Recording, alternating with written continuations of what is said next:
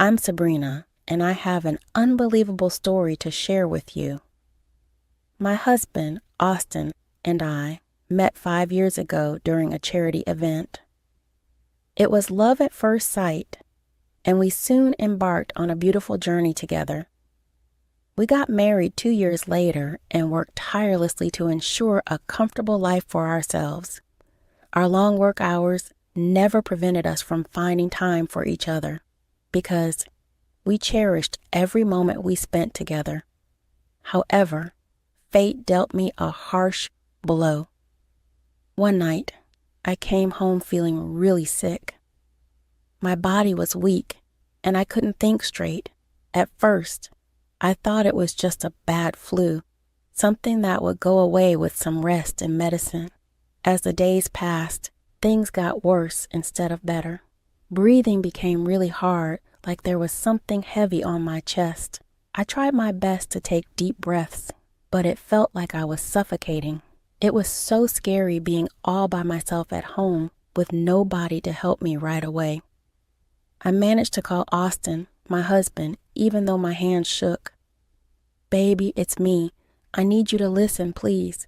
I don't know what's happening, but I'm really scared. I'm not feeling very well." "Darling, what's going on?" I don't know. I can't breathe. I feel so weak and so alone." "Darling, I need you to stay calm. I'm on my way, okay? Just lie down and try to take slow breaths. You're strong and I believe in you. Help is coming. I'm trying, but it's getting harder. I don't know if I can hold on much longer. Please hurry. You're not alone. I'm doing everything I can to get there quickly. You need to stay strong for me. Take slow breaths and try to relax. Help is on its way, I promise, baby. I love you. Please don't let me go. I don't want to leave you." "My darling, don't talk like that. You're going to be okay. Just keep holding on. I love you too, and I need you here with me. We'll get through this together, I promise. Just keep fighting." Austin didn't waste any time.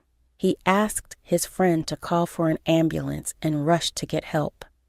I just hoped they would arrive in time, because every breath I took felt like it could be my last.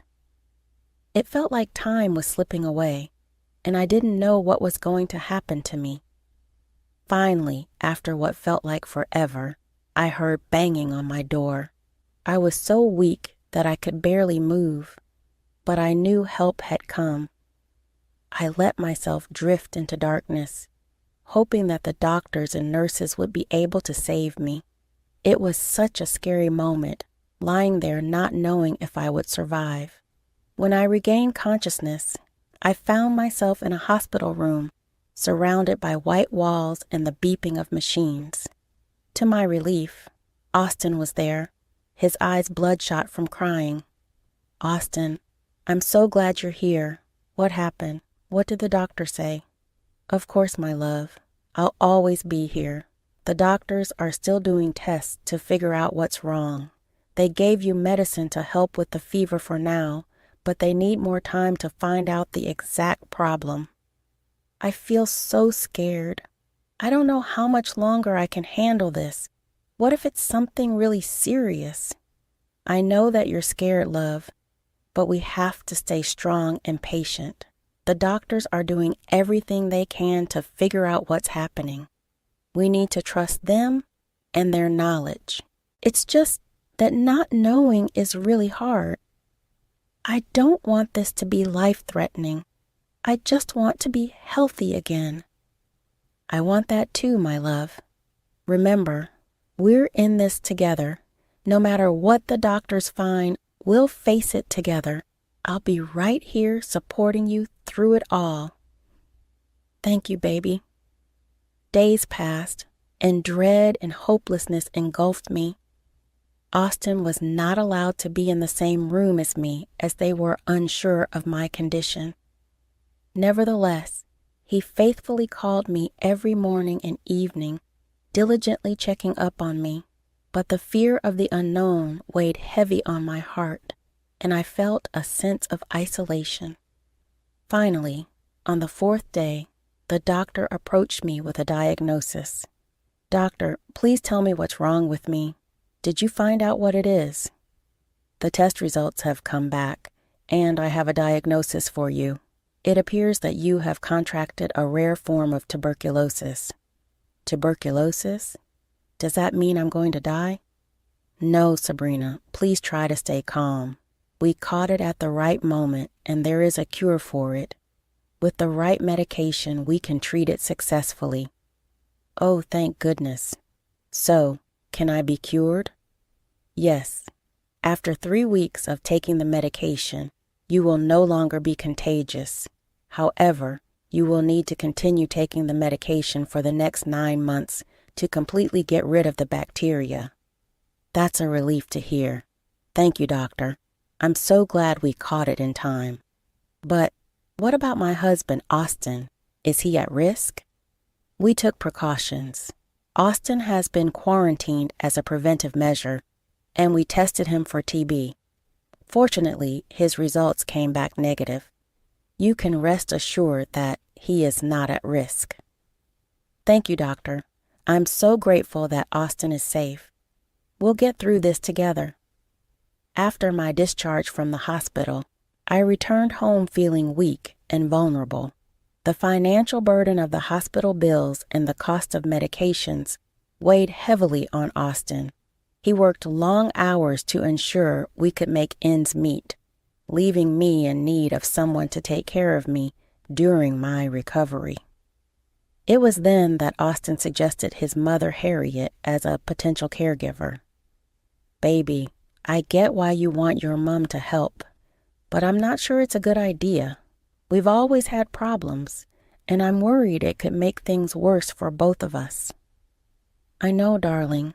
I get that you're worried, but she's our only family, and I trust her to take care of you. And believe me, it would make me feel better if someone I trust is looking out for you." "I know, but Harriet and I get along like fire and ice. What if her being here just adds more stress to everything? I don't think either of us will have the energy to deal with her shenanigans." "Well, I know our history with my mom hasn't been great, but she's still my mom, and I believe in giving her a chance. It would mean a lot to me if you could try to let her help us during this time." "Fine, baby. I know family is important to you. I'll do my best to put aside my worries and give Harriet a chance. We'll figure it out together, I suppose." The mere thought of depending on Harriet sent a wave of worry through me. Our relationship had always been strained, like two opposing magnets that repelled each other. Our personalities clashed, and our differences seemed irreconcilable. I often felt judged and unsupported in her presence, as if my choices and opinions were constantly under scrutiny. Harriet's presence had a way of making me feel small and insignificant. Her remarks and comments were often laced with disapproval, leaving me doubting my worth. It seemed like no matter what I did, I could never meet her expectations or gain her acceptance. Our interactions were filled with tension and a constant undercurrent of unease. But at that moment, when I needed help the most, I felt trapped. I had no other family to turn to for support. My parents had passed away, and I had no siblings. The only other person who could have come to my aid was my best friend, Chelsea. I didn't want to burden her with my troubles, so with a heavy heart, I reluctantly agreed to let Harriet take care of me. I knew that accepting her help came with its own set of challenges. It meant putting aside our differences and finding a way to coexist for the sake of my recovery. It meant swallowing my pride and opening myself up to the possibility of disappointments once again. But I had no other choice. I needed someone to be there for me, even if it was someone as challenging as Harriet. Little did I know that the path ahead would be filled with frustration and disappointment. Harriet's assistance turned out to be far from what I had hoped for. Instead of providing the care and support I desperately needed, she seemed disinterested and negligent. I found myself navigating my recovery largely on my own, struggling to perform simple tasks while feeling utterly alone. Each day became a battle against my weakened body and the emotional toll of feeling abandoned by the person who was supposed to take care of me. But I kept my silence, not wanting to burden Austin further with the added stress of our strained relationship. It was a lonely and disheartening time, as I longed for compassion and understanding that seemed beyond Harriet's reach. One day, I needed help getting to the bathroom. I was feeling particularly weak and wasn't able to do much by myself. I called out to Harriet for help, but instead, I was met with silence. Growing frustrated and desperate, I decided to take matters into my own hands. With the support of various things in my room, I made it to the bathroom. Once I was done, I managed to get out and was greeted by Harriet. At that moment, I felt a surge of anger course through me. "Why are you in my room? I already took care of the problem myself. I never wanted to take care of you in the first place. I'm sick and tired of having to be your caretaker when you're perfectly capable of doing it yourself." "What do you mean by capable? Don't you see how much I'm suffering?" "Suffering? You don't know the meaning of suffering. I've had enough of this. I'm packing my bags and leaving." I felt my heart break at that moment. Why was she being so cruel to me? Couldn't she see how much I was suffering? I couldn't bring myself to say anything because I was still reeling from the shock of her words. I tried to protest, but my legs gave out from under me. She just looked at me with disdain. Instead of offering aid, Harriet abandoned me, leaving me there. I lay on the cold, hard floor, sobbing uncontrollably, my heart shattered. Hours later, I awoke to Austin's frantic shaking. My body was trembling and my temperature soared. Austin rushed to get me back onto the bed, administering my medications with a mix of concern and anger. "Where is my mother, darling? What happened?" I don't know how to say this, but she left. I called her to help me to get to the bathroom for half an hour before I finally dealt with it myself somehow. Then, when I was done, she came into my room and said such cruel things to me. She told me she never wanted to take care of me and that she was done. I can't believe she would do that. I'm so sorry, my darling. I can't believe my mother would treat you this way. It's not fair to you, especially after everything you've been through. You don't have to apologize for anything, my dear. I can't understand why she would be so cruel. I'm sorry for burdening you with this. My love, you are never a burden to me. I love you and I hate to see you hurt. I'll talk to my mother and make sure she knows how unacceptable her behavior was. You deserve better, and I promise to stand by you through it all. Thank you, baby. In a desperate attempt to find help, Austin called my best friend Chelsea, and she agreed without hesitation to care for me for the next week. With Chelsea by my side, my recovery progressed smoothly. Finally, I regained my health and decided it was time to address Harriet's situation. Just as I resumed my job, Austin called me with startling news. His mother, Harriet, had been involved in a car accident, breaking both her legs and an arm. I asked Austin what we were going to do, and he admitted he didn't know. Harriet lived alone, and there was no one else to care for her. At that moment, a decision crystallized in my mind. I would be the one to take care of Harriet. When I arrived at the hospital to retrieve her, she sneered at me, asking when Austin would come to look after her. I smiled serenely, explaining that I would be her caretaker since Austin was too overwhelmed with work. Harriet's shock was evident as she realized the tables had turned. As I cared for Harriet, I took it upon myself to ensure that her life was just a little more inconvenient, a gentle reminder of the pain she had inflicted upon me. These inconveniences would be minimal, the kind that's not harmful but infuriating. For example, I knew how picky Harriet was with her food, so some days I would purposely cook food I knew she hated or oversalt her meals a little. Whenever she settled down to watch her favorite TV show, I would misplace the remote, causing her to call me to help her search for it. But I would very conveniently be busy doing a chore at that moment. Sometimes I would adjust the volume just slightly, forcing her to strain her ears or reach for the remote she had finally found. It was a small act, but it spoke volumes about the power of inconvenience. In the mornings, when she craved a steaming cup of coffee, I would accidentally use her favorite mug and leave it unwashed. She would have to settle for a different cup or spend time cleaning her treasured mug. These small disruptions might seem trivial, but they served as a reminder that actions have consequences and thoughtlessness can lead to inconvenience. I also made sure that the items she needed were just slightly out of reach.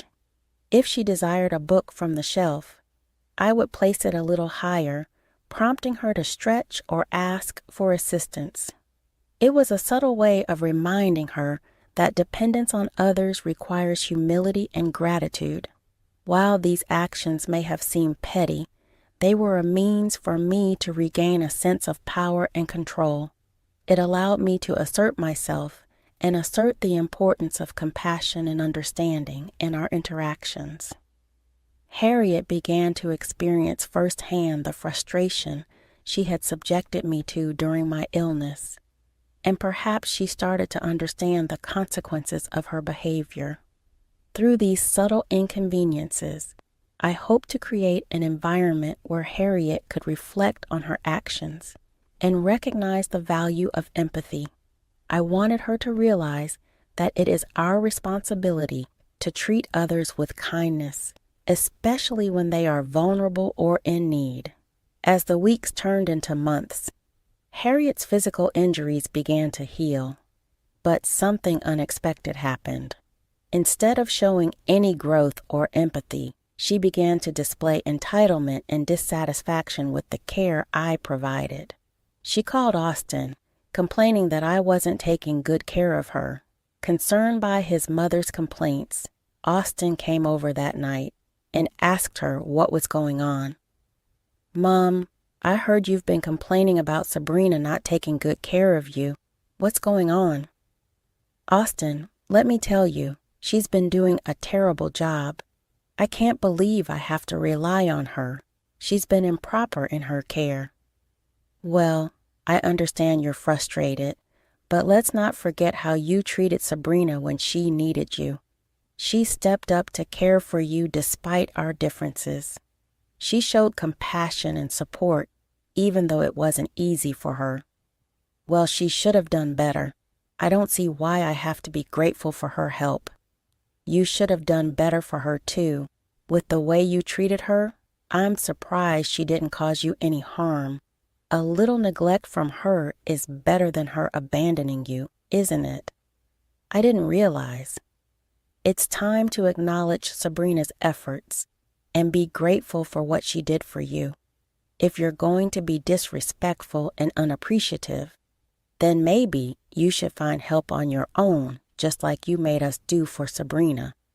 With that, Harriet scoffed at them and turned her head away. She was throwing a tantrum like a child.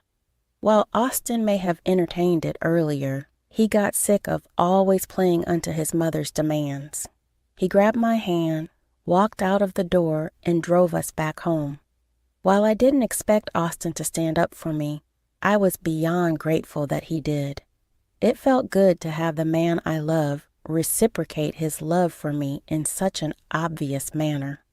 In the days that followed, Harriet's absence became palpable.